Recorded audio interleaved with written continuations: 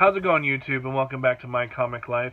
Now, this is a weekly podcast, or vlog, not a podcast, but a vlog, where I love talking about comics Monday through Friday. So if you like what you see here, please, subscribe, and tell me what you guys also read this week.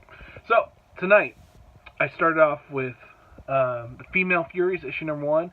Definitely a book that's going to be very controversial, and I could just definitely see those YouTubers that love talking about controversy are going to have a heyday with this issue. And then, the start of a new little mini event between Batman and the Flash books. We have The Price of Justice Part 1, Batman, issue number 64. And then the book that came out of nowhere and just blew my mind with how great it is. The Girl in the Bay. Written by J.M. DeMatteis. I butchered that name, I know. Corin Howell and James Delvin. This book, I had no idea what it was about. All I saw was a couple pages in my previews where it showed a couple pages from the book. And no dialogue or nothing like that, just the art. And it sold me on the art alone. And then I opened this book, and I'm just dragged in from the very first panel. And I'm not going to ruin this book and tell you any of the little secrets that are in here. Because this is a book you have to, you have to experience on your own.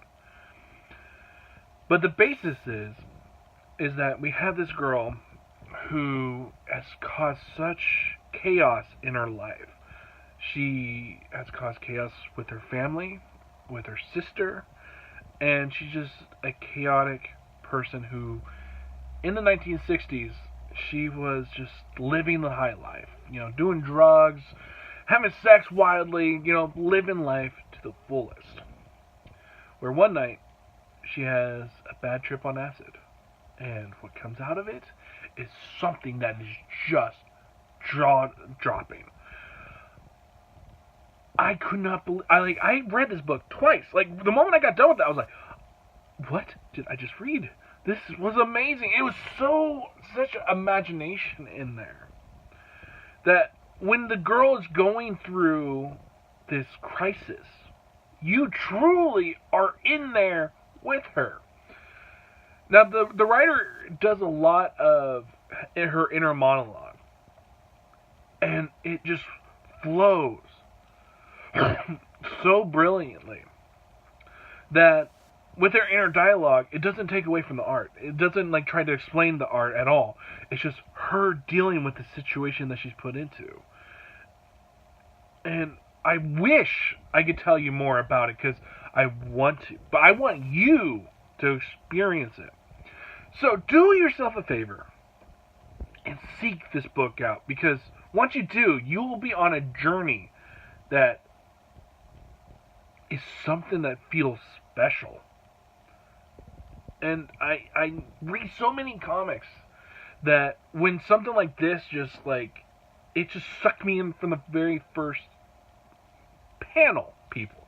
The very first panel, it just sucked me in.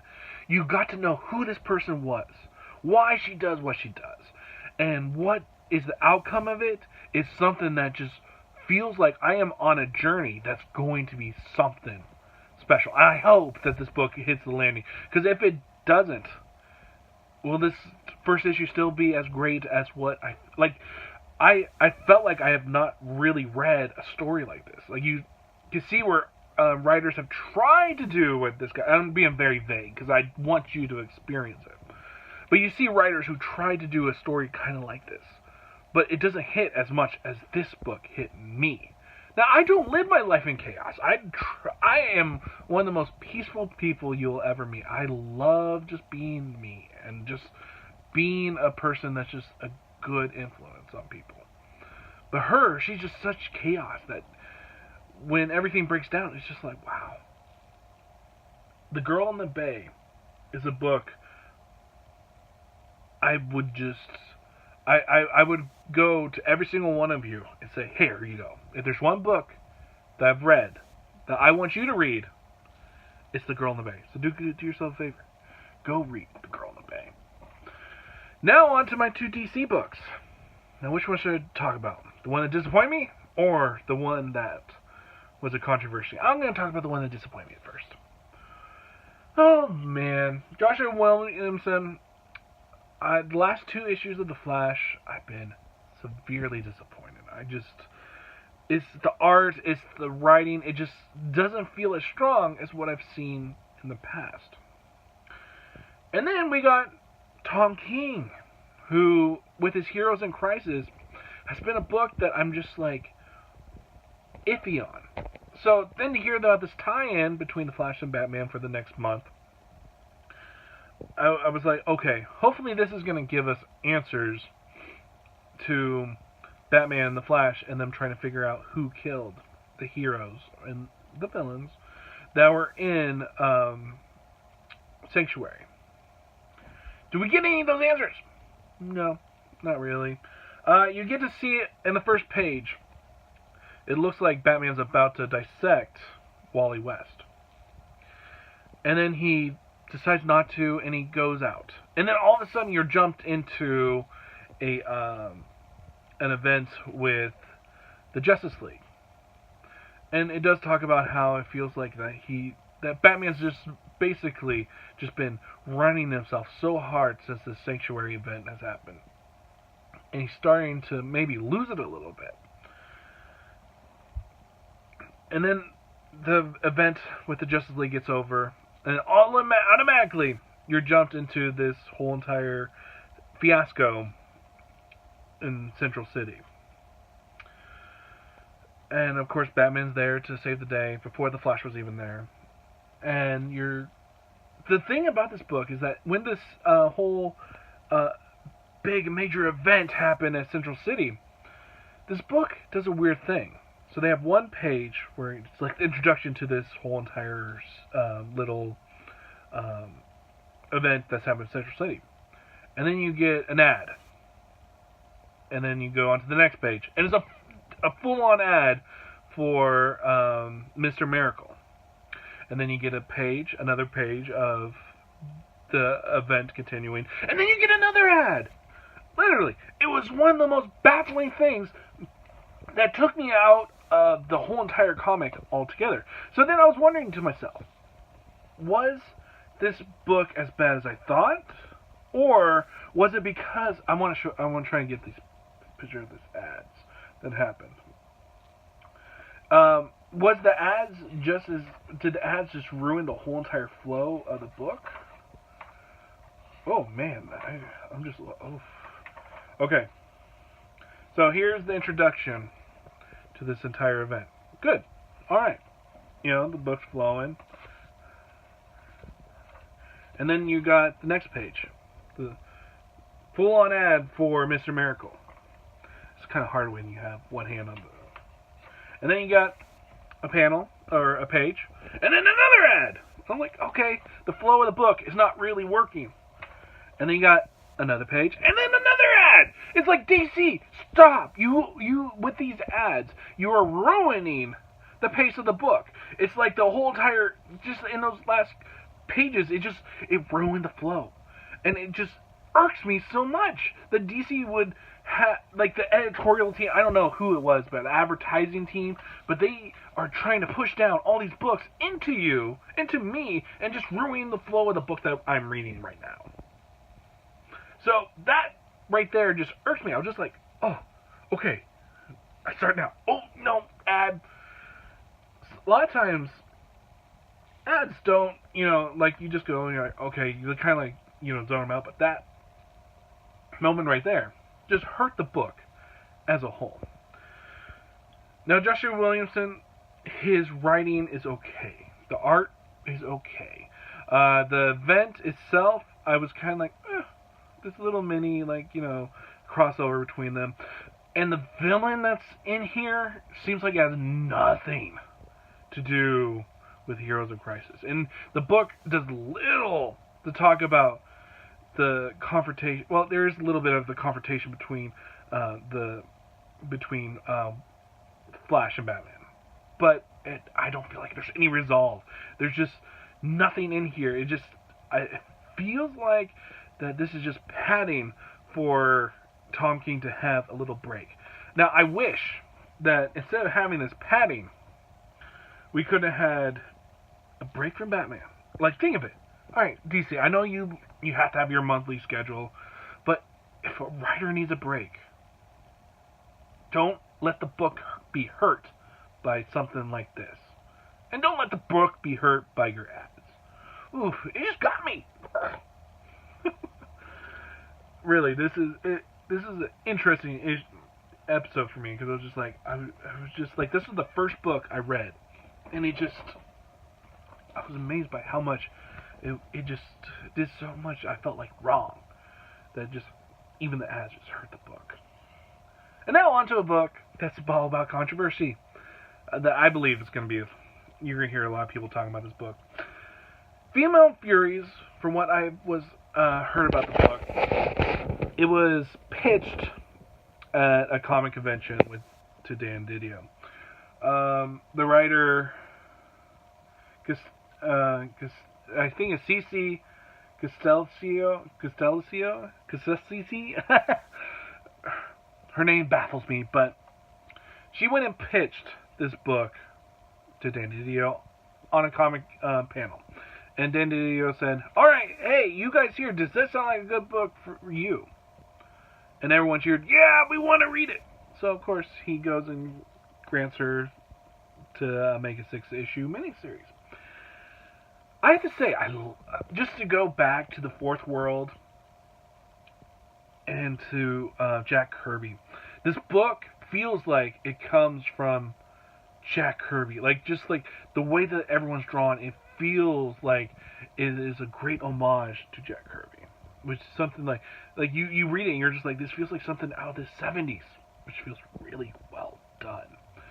And when you see Granny Goodness and her Furies, she's trying her hardest to prove to Darkseid that her Furies are the top of the line, and they're not getting the respect that they deserve. And they do some funny things where Darkseid will say, "All right, we got to have these women prove themselves." So they have to prove themselves by cooking. And so they're judging them on their cooking skills, and they're literally like having a score out of how good this food is, or how good they look in a dress, or how good they look in a bikini. And of course, it's just pointing out that how those scenes right there felt like it was the writer just trying to make these Darkseid feel more villainous than than they are, and it works. It literally got him. I was like, "Ooh, Darkseid, this is so messed up."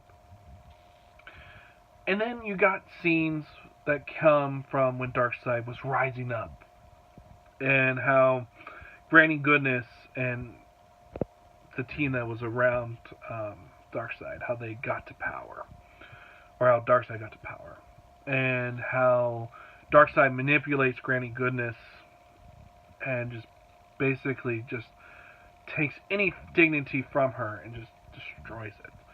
And he does this thing where he tells Granny Goodness to prove his loyalty to her.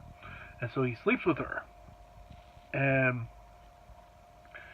the next panel is her waking up alone, and then her going and finding out that Darkseid and his men are talking about strategy or whatnot, and they are just demeaning her for being late to an event that she had no idea about. And just like that scene right there, I was like, ooh, man, this is going to cause a lot of controversy. And then you got to the scene where the Furies are trying to prove themselves, and one of the elites of Darkseid, he sees one of the Furies, he's like, "I like her, I want her." So he pays Granny Goodness to train her. And of course, as he's training her, he touches her, and she's just, she's angry. You can just tell in the panels that she's pissed. But she doesn't do anything about it. And I want to talk about the last panel. The last page. It works. It like, all this like anger and this sexual like advantages that these men have been taking over the women. In the last page, it works. Like, the payoff, the anger that you feel, I felt, that these women are being taken advantage of. And then the last page is so vile that when the Furies do something about it, I was like, fuck yes. This is what I like. You had like the writer Cecil, I hope that's her name. She showed all this vileness in Darkseid and his posse, and how they disrespected the Furies. And now I feel like after this page, after the last like shocking ending, that the Furies are finally going to rise up. Hopefully. Like, I'm hoping that I want the Furies to just destroy everything and have Granny Goodness take over.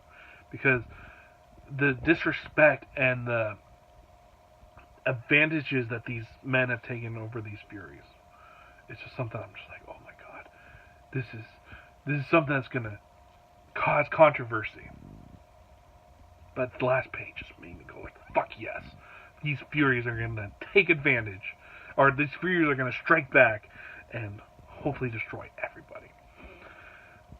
So those 3 books, what a way to start.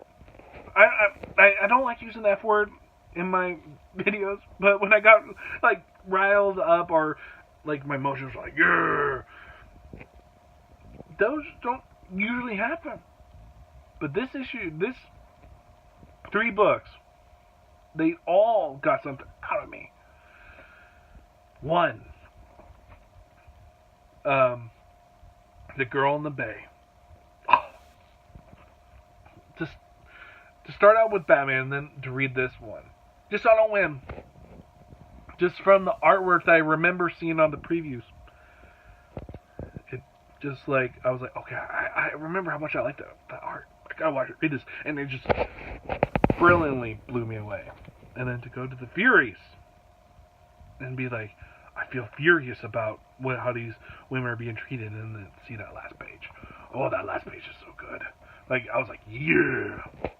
So if you like what you've seen here, please go and subscribe. My name's David. I love talking about comics, and sometimes I do a little bit of ranting and raving, but it's all in good fun. It's all me just talking about, and hopefully you guys are enjoying my thoughts on some of these comics. So what have you guys read recently? Let me know down below. My name is David Lee, and if you got this far, thank you. And I'll see you guys tomorrow on another episode of My Comic Life.